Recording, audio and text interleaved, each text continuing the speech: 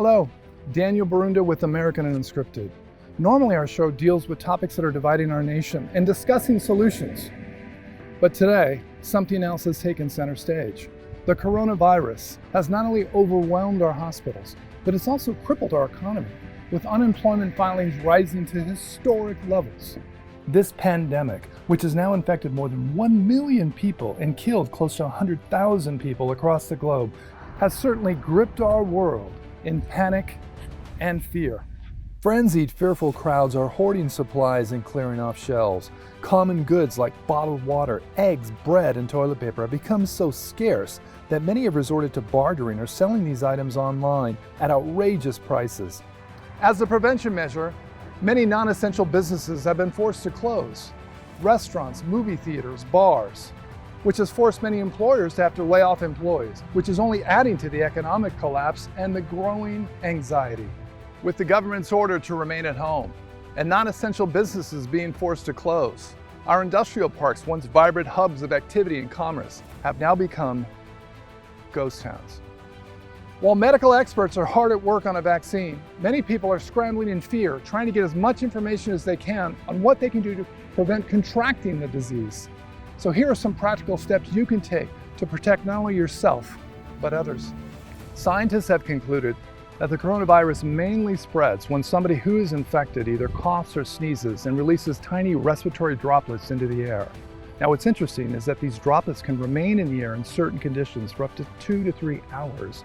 Also, scientists and government officials have also found that the virus can actually live on material like cardboard for up to 24 hours and also stainless steel and plastic for up to 3 to 4 days.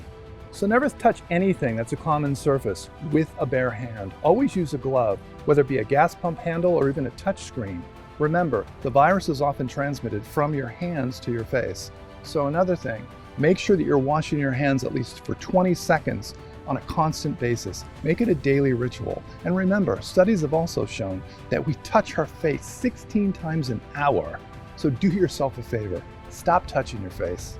And remember also, even if you're using a glove, make sure you disinfect the glove because again, the virus is going to stick to the glove as well. And always make sure that you're throwing the disinfectant towel away.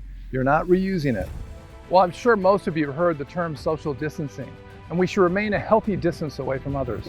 Health officials suggest at least 6 feet, and you know why? Because the virus can hang into the air in certain conditions for up to 2 to 3 hours. So do yourself and others a favor. Be safe. Also, if you feel a cough or a sneeze coming on, please do it into your elbow and away from others. And you know why? Because it's highly contagious and can be easily transmitted from one person to the next. So be safe and be smart. We've talked about some things you can do to protect yourself from exterior dangers, but there's something else you can do to protect yourself from the inside. Boosting your immune system right now is critically important. So here are some practical steps and ways you can do it. Eat healthy, fortified foods, broccoli, drink plenty of water, fruits and vegetables, and also lean meats like salmon is excellent.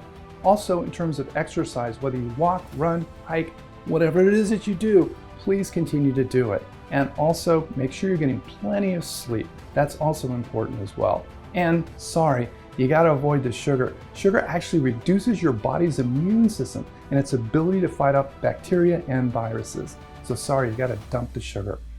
Here's another way. Take vitamin C on a daily basis. For men, it's 95 milligrams. For women, 75. Again, some practical things you can do to boost your immune system during a critically important time. And stay healthy. Since wearing a mask or not wearing a mask has become a hot topic regarding coronavirus prevention, it's important that we separate fact from fiction. Studies have concluded that wearing a mask alone does not fully protect you from contracting the coronavirus. Why? Because once again, these airborne particles can travel into the air in certain conditions and fall into your eyes.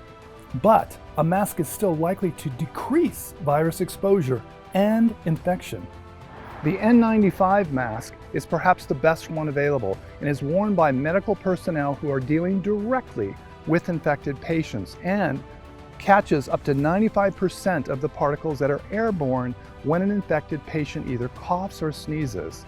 So, wearing a mask even of this level does not eliminate the risk of contracting the illness.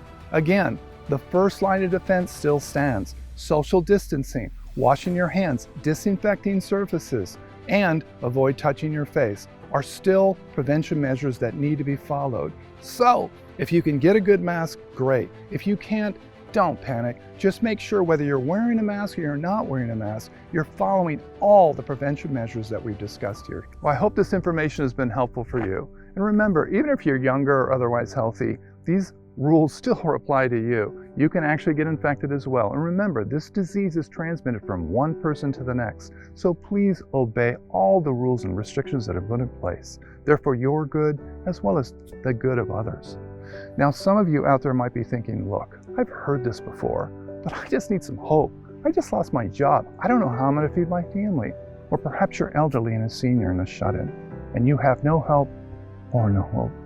To those of you, I would say to all of you right now, perhaps more than ever, is the time to turn your attention back to God because He loves you and because He's going to see you through this.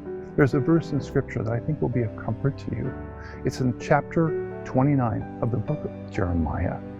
Verse 11, it said, "For I know the plans I have for you, declares the Lord, for your welfare, not for your calamity, for your future and hope. And you will come to me, and you will pray to me, and I will listen to you when you come to me and seek me with all your heart." So let's take heart and let's keep the faith, America, because the sun will shine again. This is Daniel Barunda with America Unscripted.